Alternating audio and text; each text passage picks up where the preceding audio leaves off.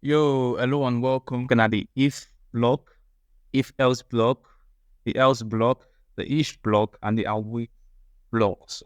We're going to be starting with the if block. So I'm in this page, and in this page, in my script tag, I have a profile array.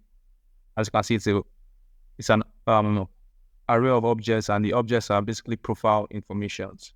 So what I want to do now is render this array inside this container, this grid container, this min tag. And I have this profile component already created here. So if I go to this profile component, you see it accepts a couple of props, 4 of them to be exact. So I want to look through this array and render each of them. So how am I going to do that? Well, I'm going to be able to do that with the each block of spells. The each block is written as this. I can open my curly braces and close it, hashtag, and then ish.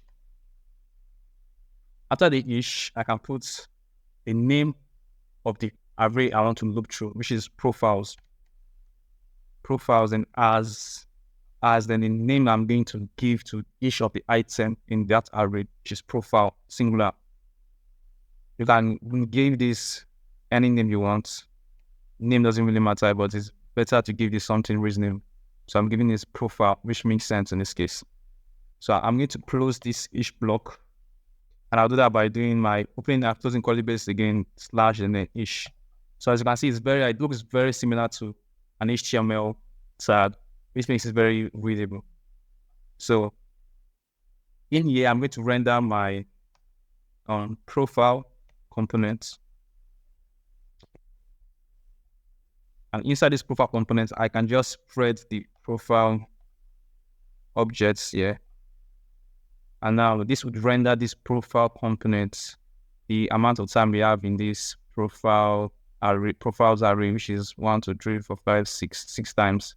And it's going to put in all these informations. And they are pretty much identical. So we're going to see the same thing 6 times. So let's check our browser. So as you can see, we have this profile cards being rendered 6 times, 1, 2, 3, 4, 5, 6. That's really basically how we can render an array of objects or an array like items in Svelte. So we can also do other things here. We can get the index. So the next value that I put here after the command be the index. I'm going to call the index I. And by putting I can just render that index as well. I can open a div here. And inside the div, I'm going to pop the profile inside the div. Inside the div, I will have a p tag, and I'll render the index. So it's going to tell me the index of the value right before showing me the card. So if I check my browser, you can see we have 0, 1, 2, 3, 4, 5. The reason why it starts from 0 is because of in JavaScript and in probably all other programming languages, we start counting from 0.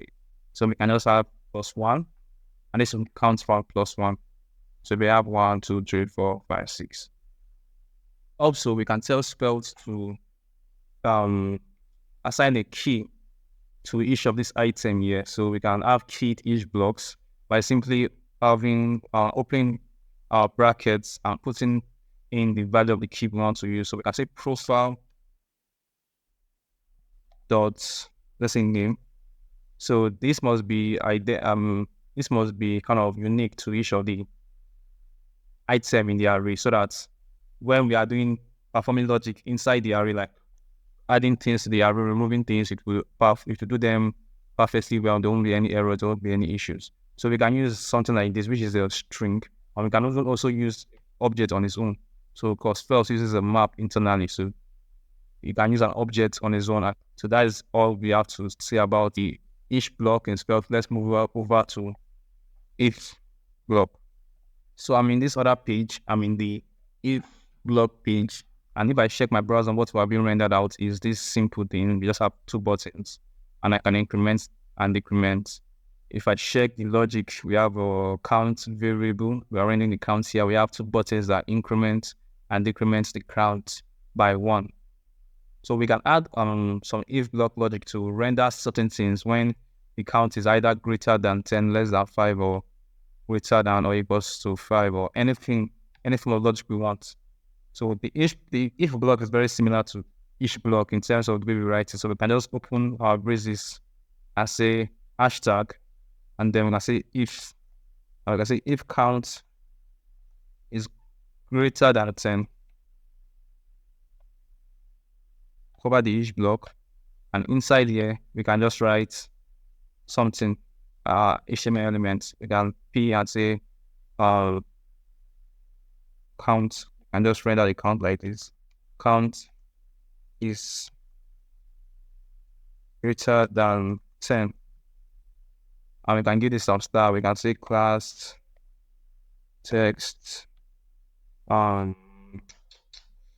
green 500, something like that. And to make all this one bolder, we can just say font bold text 3XL. Now, if count is greater than 10, it will render this p tag. So let's take a look at that. Now, nothing is being rendered, but if I count 1, 2, 3, 4, 5, 6, 7, 8, you can't see anything, which is ridiculous. But if the count gets to 10, it should show up. So 9, 10. Now, it's 10. It's not greater than 10. Click it one more, and I promise you it's going to show. Bam. Now, if 11 is greater than 10, that was very, very silly of me. I should have rendered the count so we see it and see the way to grow as well. Nevertheless, let's keep on going. We'll add more things now. So that is how the if block works. Now we have the else if block, so we can add the else if block, and we can also add the else block. So to add the else if block, we just do right inside the if block, open curly braces again, and we can use the colon, not the hashtag this time, because inside the block. So we use the column, and then we can say else if right here, and else if you can write something like else if count less than 5, we will say count is less than 5, and we can make this something like blue, and we can now do the else, the final one, the default one, and we can say else, which is another curly braces, open and closing, and then a colon, and say else. I can put this as well. I can say else. This will, if this is equals to false, this is equals to false, this will render. So we can say else count is greater. Now this else is going to be count is between 5 and 10. So we can say count is between 5 and 10, because of if count is not greater than 10 and is not less than 5, it's between 5 and 10. So now let's check this out, and this time let's render the value of count. Or we don't even need to render the value of count, because the value of count will be rendered at all instances, whether it's greater than 10, less than 10, or between 5 and 10. So now 0 is less than 5, and it's rendering the blue text, which is the less than 5 if else. And if I go more than 5, it's going to render the green text, which is greater than 10. So 1, 2, 3, 4, 5. Now 5 is between 5 and 10. It's rendering the else tag now. I mean, use red so we can distinguish them. Now 0 is less than 5. Once it becomes between 5 and 10, it's going to become red and tell us that 5 count is between 5 and 10, which is 5 is between 5 and 10. 6 is between 5 and 10. 7 is between 5 and 10. 8 is between 5 and 10.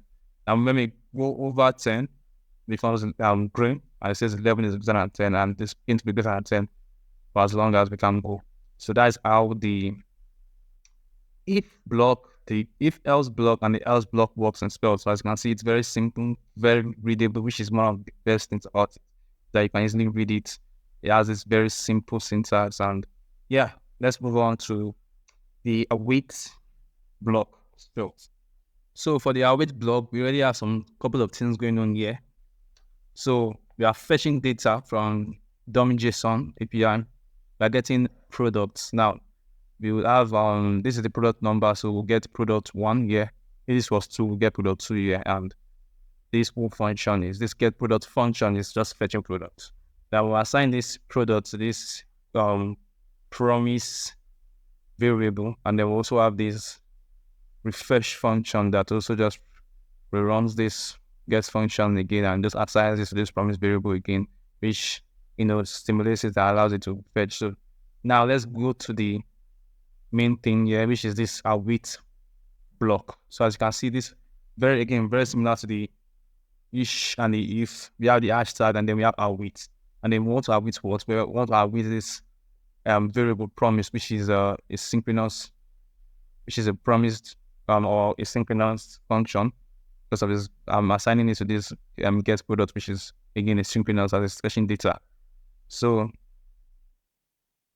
we have that here, and if that is fetching, if that has not resolved yet, it's going to render this one, and then and again, because the then is inside the await block, we start with the colon. Remember, it's the same thing that happens with the if block, so the colon, then the results. So when it's finally done, the result it brings for us, which is the thing it returns, which is this res. We can name it results, and then we can do something with it, which we can render it here. So I get the images there, I get the site, so I get the brand, I get the price, and all that stuff. And if there's an error, we just render the error message down here. So that's basically how the await block works in Svelte. Let's check it out. So if I refresh my page, I'll see it shows waiting for us because especially the data. How many data is available? It logs them out here in this little card. Now I can change the value of this to like 10.